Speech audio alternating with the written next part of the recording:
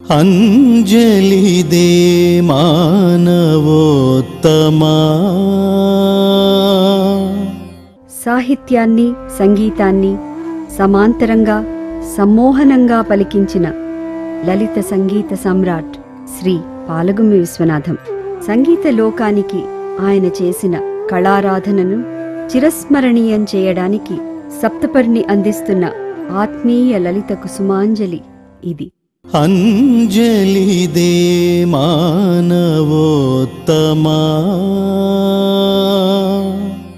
లలిత సంగీతానికే మాస్టారు మా పాలగుమ్మి మాస్టారు. లలిత సంగీతానికి ఓ చిరునామా. ఆయనకు తెలిసింది సంగీతం మాత్రమే. ఆయన పుట్టింది, పెరిగింది, జీవించింది సంగీతం కోసమే. ఆయన లోకం సంగీత ప్రపంచమే. అందుకే అమ్మ దొంగ మేము చూడకుంటే మాకు బెంగ అంటూ శ్రీ పాలగుమ్మి విశ్వనాథం మాస్టారుని అశేష అభిమానులు అనవరతం తలుచుకుంటూనే ఉంటారు. అమ్మ దొంగ నిన్ను చూడకుంటే నాకు బెంగ, అమ్మ దొంగ నిన్ను చూడకుంటే నాకు బెంగ.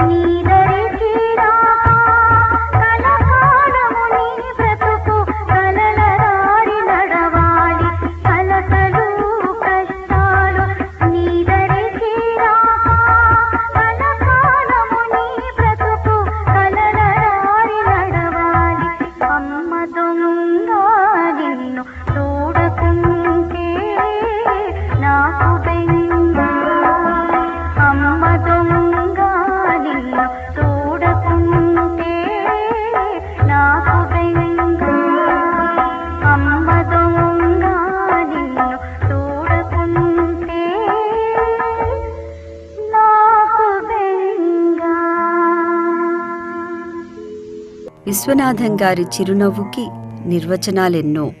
మాస్టారు నవ్వు నిర్మలం, నిష్కల్మషం. ఆ నవ్వులో కొంత కొంటెతనం, కొండంత ప్రోత్సాహం. మా మాస్టారి నవ్వంటే జీవితానికే ఓ నిర్వచనం.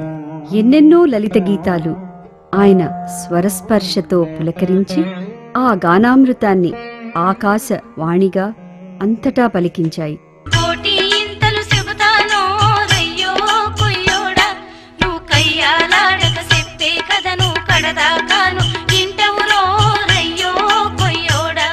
పంతొమ్మిది 1919 జూన్ 1వ తేదీన పాలగుమ్మి సాంబమూర్తి, సీతమ్మ దంపతుల అనురాగ ఫలంగా ఈ లోకంలోకి వచ్చారు శ్రీ పాలగుమ్మి విశ్వనాథం గారు. పిన్న వయసులోనే తండ్రిని పోగొట్టుకున్న విశ్వనాథం గారికి అన్నీ తానే అయ్యారు వారి తల్లిగారు. అనితర సాధ్యమైన ఆవిడ త్యాగమయ జీవితం శ్రీ పాలగుమ్మి గారిని కలచివేసింది. అమ్మ ఒడే వీరికి జీవిత పాఠాలు నేర్పిన మొదటి బడి. నేను గ్రామీణ వాతావరణంలో పెరిగాను. పెరగంటే పుట్టడం ఒకటే పుట్టాను. పచ్చిక బయళ్ళు, పంట చేలు, పైరగాలులు, మామిడి తోటలు, తామర కొలను, ఈటిగట్టు, పాలపెట్ట, ప్రకృతితో దగ్గర సంబంధం ఉండేది. చదువు సంస్కారాలే కాక అమ్మా బామ్మల పాటలు వింటూ పిన్న వయసు నుండే సంగీతంపై అభిరుచి పెంచుకున్నారు. మా ఇంట్లో మా అమ్మగారు బాగా పాడేది, మా బామ్మగారు ఇంకా బాగా పాడేవారు. సాంప్రదాయ కీర్తనలు, అధ్యాత్మం పాడేవారు ఆవిడ. తర్వాత ముందు వేదాంత గీత నాకు తెలివి కూడా పాడేవాడిని. గీతార్థ సారము వినుము, నవనీతము చేకును విధము. సంగీతంపై వీరికున్న ఆసక్తిని గుర్తించిన ప్రఖ్యాత రచయిత అన్నగారైన శ్రీ పాలగుమ్మి పద్మరాజు గారి ప్రోత్సాహంతో సంగీత భూషణ మర్ల సూర్యనారాయణమూర్తి గారి వద్ద శాస్త్రీయ సంగీత శిక్షణ పొందారు. వీణావాద్యంపై ఎక్కువ మక్కువ ఉందనే విషయం గ్రహించిన గురువుగారు విశ్వనాథునికి ఈమని శంకర శాస్త్రి గారి పరిచయ భాగ్యం కల్పించారు. నా అదృష్టవశాత్తు ఇద్దరు మంచి గురువులు దొరికారు నాకు. వీణ ఇక్కడ గాత్రం, అక్కడ వీణ అన్నమాట. చిత్రం ఏంటంటే ఇద్దరు మనస్తత్వాలు వేరు. ఈయన ట్రెడిషన్ అంటే ట్రెడిషన్, సాంప్రదాయం అంటే సాంప్రదాయమే, దానికి అటు ఇటు దాటడం లేదు. ఇంకా ఆయన ఏమిటి ప్రోడజీ ఆయన. వీరి స్వరజ్ఞాన ప్రతిభను గుర్తించిన శ్రీ పాలగుమ్మి పద్మరాజు గారు మద్రాస్ చలనచిత్ర రంగంలో ప్రవేశించమని ప్రోత్సహించి అవకాశం కల్పించారు. ఈ నేపథ్యంలో ప్రపంచ ప్రఖ్యాత నాట్యాచార్యులు శ్రీ ఉదయశంకర్ బృందంతో పరిచయం వీరికి ఒక అపూర్వమైన అనుభవాన్ని రుచి చూపింది. వీరి సంగీత దర్శకుడు శ్రీ విష్ణుదాస్ షిరాళి బహుముఖ ప్రజ్ఞాశాలి. ఆయన ప్యారిస్లో 12 సంవత్సరాల మహానుభావుడు ఆయన. అక్కడి నుంచి నాకు ఒక కొత్త మలుపు అన్నమాట. ఆయనటి ఒక డ్రీమరు, గ్రేట్ డాన్సర్ అయినా మన దేశాన్ని గురించి కళలకు అంటూ ఉంటాడు. ఒక్కొక్క కళ కలటం వల్ల ఒక డ్యాన్స్ ఫార్మ్ అయిపోతూ ఉంటుంది. అందులో ఆయన హైట్స్ గెలిచిపోతే ఆయన భవనాబలం, ఆ సృజనాశక్తి ఆ కళల్లో ఒక కళ కరిగిపోతూ ఉంటుంది. కేవలం నేర్చుకున్నదే కాకుండా సంగీతానికి వేరే పర్పస్ ఉంది, దీనికి ఒక ప్రయోజనం ఉంది అనే విషయం అప్పుడు మొట్టమొదటిసారి తెలిసి వచ్చింది ఆయన దగ్గర. సంగీత ప్రపంచంలో నిష్ణాతులైన Semmangudi Srinivas Iyer, TR Mahalingam, DK Pattammal, MS Subbulakshmi, Palghat Mani Iyer లాంటి వారి స్వరగంగా ప్రవాహాన్ని మనసారా ఆస్వాదించే అదృష్టం కలిగింది. తర్వాత మద్రాస్ ఫిల్మ్ రంగంలో, సినీ రంగంలో 14 సంవత్సరాలు పనిచేశాను. మొట్టమొదటి మా గురువు గారు జీమన్ శంకరశాస్త్రి గారు జెమినీ స్టూడియోస్లో ఉండేవారు, ఆయనకి అసిస్టెంట్గా చేశాను. తర్వాత బయట ప్రగతి స్టూడియోస్ ఉండేది, అక్కడ చేశాను. చివరిన చేసింది ఏమిటంటే మల్లేశ్వరి తర్వాత ఏమో నాగయ్య గారు తీసేసారు లాస్ట్ చివరి పిక్చర్ రామదాస్. మొత్తం మీద వాతావరణం నాకంత ఎత్తికెత్తంగా నేను ఇవ్వలేకపోయాను. అంచేత అప్పుడు వదిలేసి హైదరాబాద్ ఆల్ ఇండియా రేడియోలో వైణికుడిగా చేరాను. ఖైరతాబాద్లో ఉండేది అప్పుడు స్టూడియో. లలిత సంగీతానికి నాంది ఇదేనేమో. ఆకాశవాణికి స్వర్ణయుగంగా గడిచిన ఆ రోజుల్లో శ్రీయుతులు దేవులపల్లి కృష్ణశాస్త్రి, విశ్వనాథ సత్యనారాయణ, దాశరథి, బోయి భీమన్న, గుంటూరు శేషేంద్ర శర్మ, స్థానం నరసింహారావు, మునిమాణిక్యం, గోపీచంద్, రేడియో అన్నయ్య రాఘవరావు, రేడియో అక్కయ్య కామేశ్వరమ్మ, నాయని సుబ్బారావు, నండూరి సుబ్బారావు, అబ్బూరి రామకృష్ణారావు, నార్ల చిరంజీవి, బుచ్చిబాబు, బాలంత్ర రజనీకాంతరావు, శ్రీశ్రీ, కందుకూరు రామభద్రరావు వంటి వివిధ కళాఘన పాఠీలతో కలిసి శ్రీ పాలగుమ్మి ఎన్నో సంగీత సాహిత్య కార్యక్రమాలను చేశారు. అప్పుడు వచ్చిన మహానుభావులు అంతా వచ్చారు. ఒక్కొక్క రంగంలో నిష్ణాతులంతా రంగంలోకి వచ్చేట కళకళ ఆడుతూ ఉండేది. ఒకసారి ఫుల్ వాళ్ళతో న్యూ ఐడియాస్ అవన్నీ. రేడియో అన్నయ్య, రేడియో అక్కయ్యల గురించి బాలల రాజ్యం బావుట ఎగరేసింది ఎవరయ్యా, బలవాణి ఇంటింటా వినిపించింది ఎవరయ్యా, మా అన్నయ్య మా అక్కయ్య. గొప్ప వ్యక్తులు వాళ్ళిద్దరు, డెడికేటెడ్ సోల్స్ వాళ్ళిద్దరు. రేడియో విడిచిపెట్టడం చాలా నాకు మనసుకి ఎంతో కలిచివేసిన దృశ్యం అది. ఎందుకంటే పగలు రాత్రి అక్కడే గడిపినటువంటి ఆ M1 మ్యూజిక్ స్టూడియోలో నాకు పొదరిడిలా కనిపిస్తూ ఉండేవి. పగలు రాత్రి ఒకలాగే ఉంటుంది కదా రేడియో స్టేషన్లో. అప్పుడు బ్యూటిఫుల్స్ అవంతా సెండ్ ఆఫ్ ఇస్తారు కదా, అప్పుడు ఒక పాట అప్రయత్నంగా పొద్దున్నే ఏమిటి రేపటి నుంచి ఏం చేస్తాను, ఒంటివాడి అయిపోతానేమో అని ఒక పాట వచ్చింది. అప్పుడు ఆకాశవాణి కళాదేవతలోగిలి కవులను గాయకులను కలిపినది తన కౌగిలి, ఈ ఇంటిలో కాస్తంత చోటు దొరికి నేనెంతగానో పెరిగి, ఇంటిలో రవ్వంత చోటు దొరికి నేనెంతగానో పెరిగి, పాల్కడలి నాలో పొంగి నేనేర్చి కూర్చిన పాటలు అవి పాడే నిన్నో గొంతులు. పాలగుమ్మి మాస్టారు సంగీతకర్తే కాదు, సాహితీవేత్త కూడా. వీరి కలం నుండి వెలువడిన అనేక గేయాలు సాహిత్య ప్రపంచంలో ఆణిముత్యాలయ్యాయి. వీరు రచించి స్వరపరిచిన పాటలు వీరిని సంగీత ప్రపంచంలో లలిత సంగీత వాగ్గేయకారుడిగా నిలబెట్టాయి. పంట చేల గట్ల మీద తిరగాలి, ఊహలేము రెక్కలొచ్చి ఎగరాలి, మా ఊరు ఒక్కసారి ఒక్కసారి ఒక్కసారి పోయి రావాలి, జ్ఞాపకాల బరువుతో తిరిగి రావాలి, మా ఊరు ఒక్కసారి పోయి రావాలి. ఎన్నిసార్లు అన్నదో ఎన్నెన్ని తీరుల విన్నదో అనే భక్తి గీతం. తీరులు విన్నదో అన్న కొలది విన్న కొలది అమృత భరితము రామచరితము, ఎన్నిసారులు అన్నదో.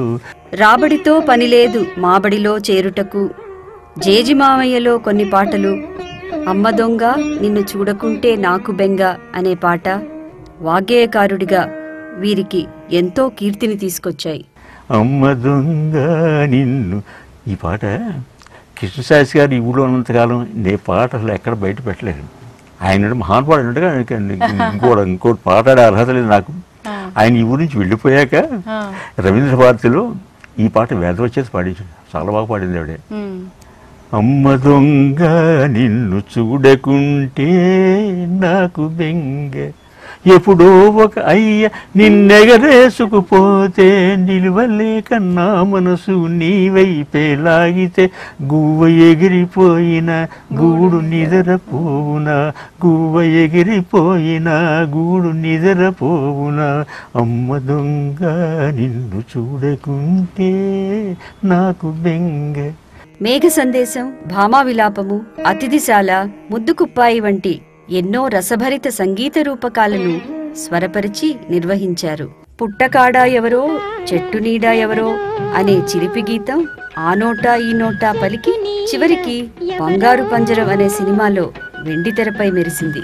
నల్ల కనుల నాగస్వరము ఊరేరు ఎవరో, పుట్టకాడ ఎవరో చెట్టు నీడ ఎవరో, పాల పిట్టకు సమీలయస్తు చెనుగట్టుదారి, పము పుట్టకాడ మావి చెట్టుని, ఇదంతా గ్యాప్లో వాడు ఫిల్ప్ చేస్తున్నాడు. పుట్టకాడ ఎవరో చెట్టు నీడ ఎవరో, పాల పిట్టకు సమీలయస్తు చెనుగట్టుదారి, పము పుట్టకాడ మావి చెట్టు నీడ ఎవరు. ఆయన చేసిన 1-2 పాటలు సినిమాల్లో కూడా ఉపయోగించారు. ఈ నల్లని రాళ్ళలో అని ఉంది, దాన్ని మార్చి పాడించారు. కానీ ఈ దీనికి ఉన్నటువంటి ఒక మనస్సును ఆకర్షించేతనం ఆ సినిమా పాటలో లేదని మాకు అనిపిస్తుంది. అలాగే పుట్టకాడ ఎవరో అన్న పాట, ఇవన్నీ కూడా అంత గొప్పగా వాటికి ట్యూన్ చేసి అంత గొప్పగా పాడించారు. అది నేను ఎప్పటికీ మర్చిపోలేను. అసలు విశ్వనాథం గారికి మేమంతా ఎంత రుణపడి ఉన్నాము అన్నమాట. 7 ఏళ్ల వయసులో జాతిపిత మహాత్మా గాంధీ గారి స్వాతంత్ర్య ఉద్యమంలో పాల్గొనాలనే సాహసం చేసిన బాల దేశ భక్తులు శ్రీ పాలగుమ్మి. ఈ టైంలో విశేషం, కొన్ని వందల సంవత్సరాలు పరాయి పాలనలో మ్రగ్గి జడసత్వాలు గుడికి నీరసించిన భారత జాతికి ఆయన గాంధీజీ వాణి కొత్త ఊపిరి పోసింది. ఒత్తండి జీవన శంఖము ఎత్తండి ఠీవిగా శీర్షము, తల పైకెత్తండి, ఒత్తండి జీవన శంఖము ఎత్తండి ఠీవిగా శీర్షము, అటు సేతువు ఇటు హిమగిరి ఈ నడిమిదే మన స్వర్గము, జయమని నిర్భయమని స్వతంత్ర భారత భూమిలో బానిసీడిక లేడని లేడని గాంధీజీ వాణి మారుమ్రోగిందని. రేడియోలో 1957లో నా చేత గాంధీజీ మీద, గాంధీజీ జన్మదినానికి సంబంధించి అంజలిదే మానవోత్తమా అఖిల లోక పితా మహాత్మా అంజలిదే మానవోత్తమా. గాంధీజీ జన్మదినానికి సంబంధించి ఒక సంగీత రూపకాన్ని ప్రసారం చేశారు ఆకాశవాణి వారు. నారాయణ నారాయణ అల్లా అల్లా, మా పాలిటి తండ్రి నీ పిల్లల మేమెల్లా, మతమన్నది నా కంటికి మసకైతే, మతమన్నది నా మనసుకు మబ్బైతే, మతం వద్దు గితం వద్దు మాయా మర్మం వద్దు. బసవరాజు అప్పారావు, మంగేపూడి పురుషోత్తమ శర్మ, శ్రీశ్రీ తదితర మహారచయితల కలం నుండి జాలువారిన దేశభక్తి రచనలకు ఒళ్ళు పులకరించే స్వరాలను అల్లి స్వాతంత్ర్య సమరానికి సకల జనావళిని కదం తొక్కించిన ఘనత మన పాలగుమ్మి మాస్టారిది.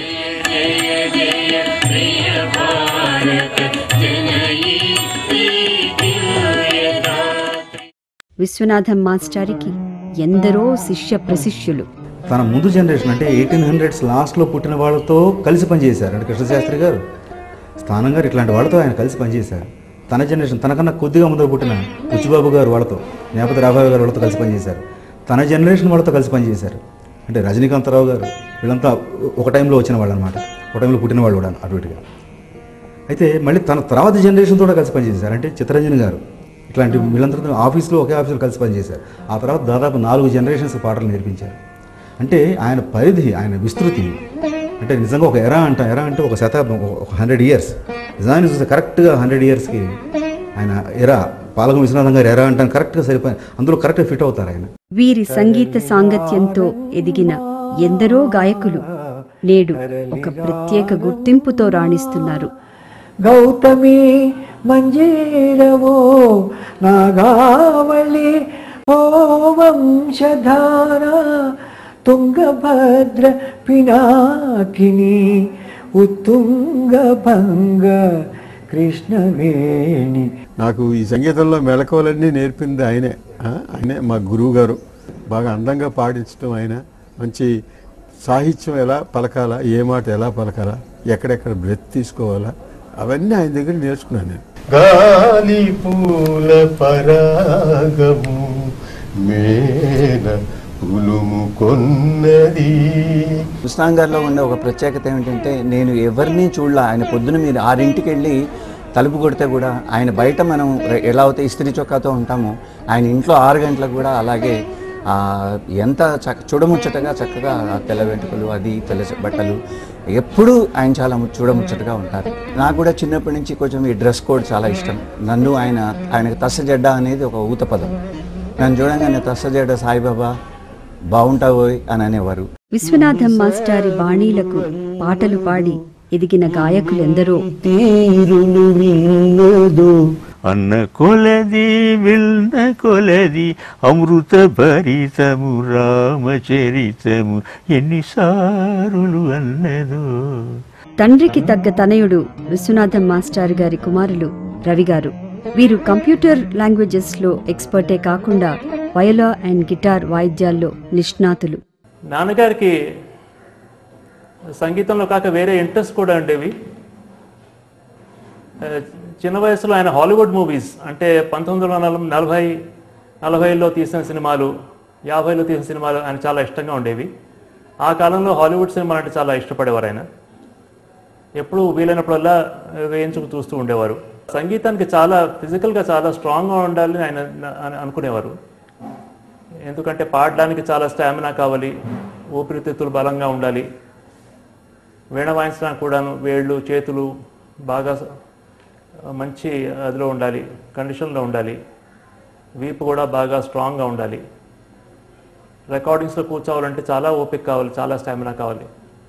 అందుకని సంగీతం కేవలం మనస్సుకు సంబంధించేది కాదు, కానీ శరీరానికి కూడా సంబంధించిందని ఆయన చాలా గట్టిగా నమ్మేవారు. మా మామగారు కాలాన్ని వినియోగించుకోవటం చాలా ప్రభావితం చేసింది నన్ను. ఆయనకి అన్నిటికీ టైం దొరికేది. ఆయన కంపోజ్ చేసుకునేవారు, సినిమాలు చూసేవారు, గేమ్స్ చూసేవారు, అన్నిట్లోనూ చాలా ఇంట్రెస్ట్ ఉండేది. ఎన్నో పుస్తకాలు, ఎన్నో వేల కొద్ది పుస్తకాలు చదువుంటారు, ఎన్నో వందల కొద్ది పాత సినిమాలన్నీ చూశారు. అంతేకాదు ఆయనకి అవన్నీ గుర్తుండేవన్నమాట. 90 ఏళ్ళప్పుడు కూడాను ఆయన కొన్ని కథలు చెప్తుంటే నేను చదివి మర్చిపోయిన కథలు కూడాను ఆయనకి ఇంకా చాలా విశదంగాను విపులంగాను గుర్తుండేవన్నమాట, చెప్పేవారు. రెండోది ఏంటంటే ఆయన ఎప్పుడు ఆయన చేసిన పని గురించి ఇంత సాధించినా కూడాను ఆయన సాధించానని చెప్పి తృప్తి ఉంది, కానీ అహంకారం లేదు. ఎప్పుడూ గర్వం అహంకారం ఉండేది కాదు, తృప్తి పడేవారు. ఈ లోకంలో ఈ నా దేశంలో ఈ నా ఇప్పటి దేహంలో ఎన్నాళ్ళైనా బ్రతకడం ఇష్టం, ఎప్పుడు రాలినా ఇష్టం, నే రాలిపోయినా ఇష్టం ఈ లోకంలో. ఆనాటి ఆ పాటలు మన ముందు తరాల వారికి అందించే ప్రయత్నం చేయాలని ఎంతో తాపత్రయపడేవారు పాలగుమ్మి గారు. కాలక్రమేణా అవి మరుగున పడిపోతాయేమో అనే ఆవేదన వారిది. జూన్ 2005 సప్తపర్ణి వారి సాహితీ కార్యక్రమానికి ఒక అద్భుతమైన మలుపు. పాలగుమ్మి మాస్టారి పరిచయ భాగ్యం సప్తపర్ణి సంగీత సాహిత్య కార్యక్రమాలకు ఒక అందమైన రూపవుతే, సప్తపర్ణి పరిచయం మాస్టారి సంగీతానికి 85 ఏళ్ల వయసులో పునరుత్సాహాన్నివ్వడమే కాక తన పాటలు 4 కాలాల పాటు నిలిచిపోతాయనే భరోసా కూడా ఇచ్చింది. సప్తపర్ణి సాహిత్య సంగీత అభిరుచిని ప్రోత్సహిస్తూ పాలగుమ్మి మాస్టారు ఎన్నో వినూత్న కార్యక్రమాలకు శ్రీకారం చుట్టారు. ఇందులో భాగంగా పాలగుమ్మి గారు స్వరపరచిన దేవులపల్లి కృష్ణశాస్త్రి గారి కొన్ని అద్భుత గీతాలతో సప్తపర్ణి ఒక కార్యక్రమాన్ని నిర్వహించింది.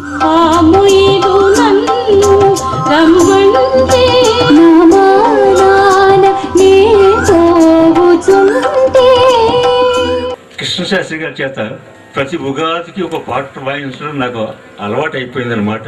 నీరు చల్లిన ముంగిట్లో పన్నీరు చల్లిన వాకిట్లో దారి పొడుగున ముగ్గుళ్ళు ముత్యాలు పోసిన ముగ్గుళ్ళు, దారి పొడుగున ముగ్గుళ్ళు ముత్యాలు పోసిన ముగ్గుళ్ళు, ఆ దారి పొడుగున సౌర ముత్యాల ముగ్గుల గుంపిళ్ళు.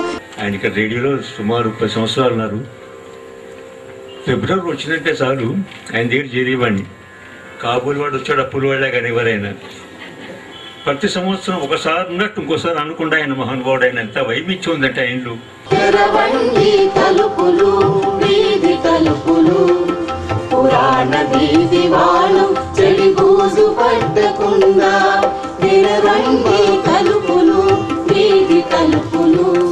రవీంద్రనాథ్ ఠాగూర్ లాగా ఆయన వేష కూడా అంతే. అందుకని నన్ను ఎటు చూసినా తెలుగు నాట వినిపించు ప్రతి నోట ఓ కృష్ణశాస్త్రి నీ పాట, దుమ్ము ధూళి దులిపి పాత మాటలని కలిపి కొత్త అర్థాలు నిలిపి పాటలు చెక్కే శిల్పి, వినిపించు ప్రతి నోట ఓ కృష్ణశాస్త్రి నీ పాట. నారాయణ అల్లాయని శివసేన రాధాయని అందాల మేఘమాలాయని పదములు చాలు రామాయని, ఒక పదమా ఒక పాట నీవన్న ప్రతిపదము ప్రతిధ్వనించిన ప్రతి చోట వినిపించు ప్రతి నోట ఓ కృష్ణశాస్త్రి నీ పాట.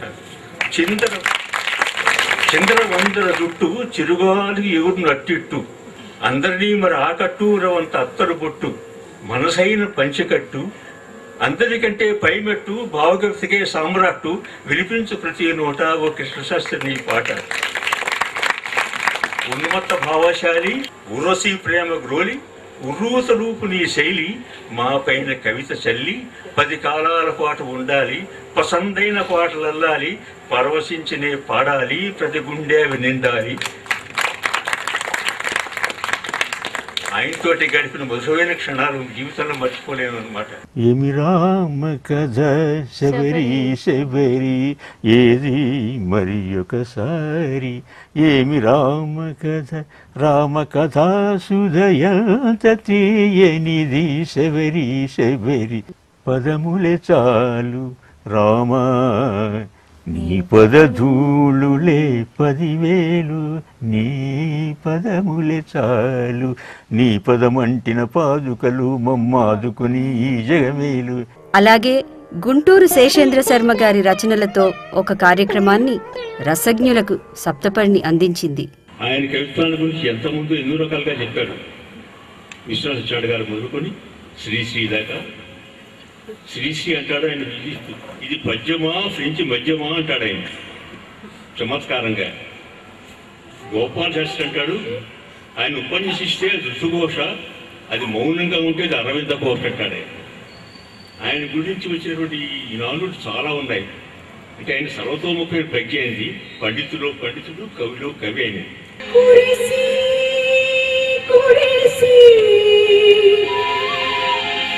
గగన మనసి పోయింది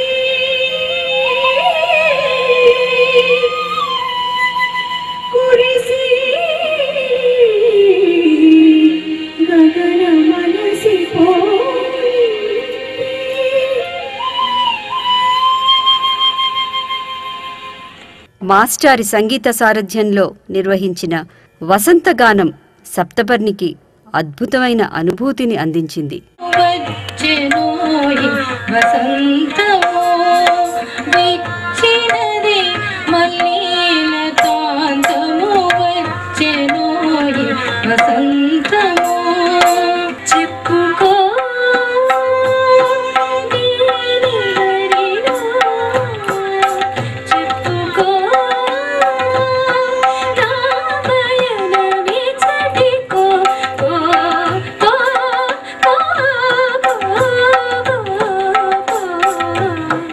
దేశభక్తి స్ఫూర్తిని కలిగించే సాంగ్స్ ఆఫ్ ఫ్రీడమ్ అనే కార్యక్రమం కూడా ఎన్నో ప్రశంసలను అందుకుంది.